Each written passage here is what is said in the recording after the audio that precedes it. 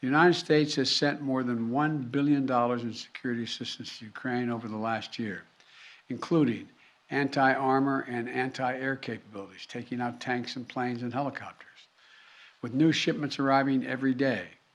We, the United States, are also facilitating significant shipments of security assistance from our allies and partners to Ukraine.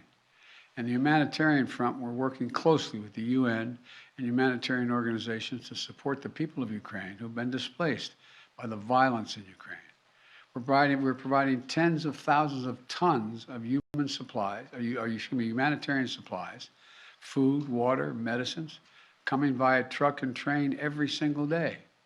Yesterday in Poland, Vice President Harris announced an additional $53 million in additional humanitarian support to Ukraine.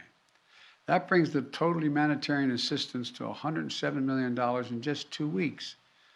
We've joined this effort with more than 30 other countries who are providing hundreds of millions more.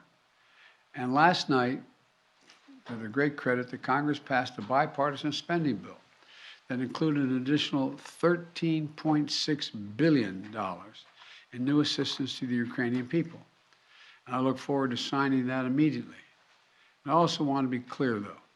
We will make sure Ukraine has weapons to defend against an invading Russian force. We will send money and food and aid to save the Ukrainian people. And I will welcome Ukrainian refugees. We should welcome them here with open arms if they need access.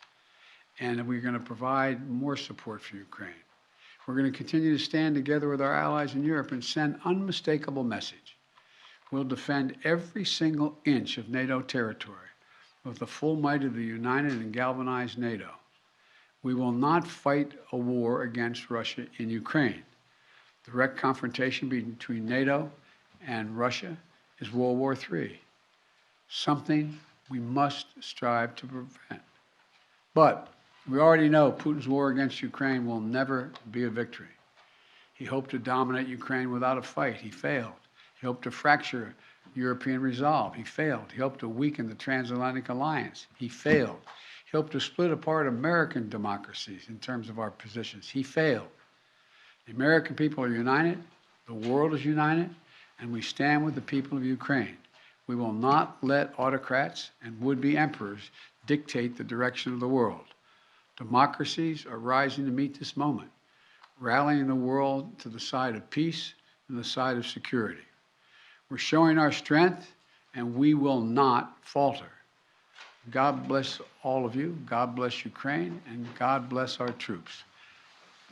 The White House has said that Russia may use chemical weapons or create a false flag operation to use them. What evidence have you seen showing that? And would the U.S. have a military response if Putin does launch a chemical weapons attack? I'm not going to speak about the intelligence, but Russia would pay a severe price if they use chemical weapons.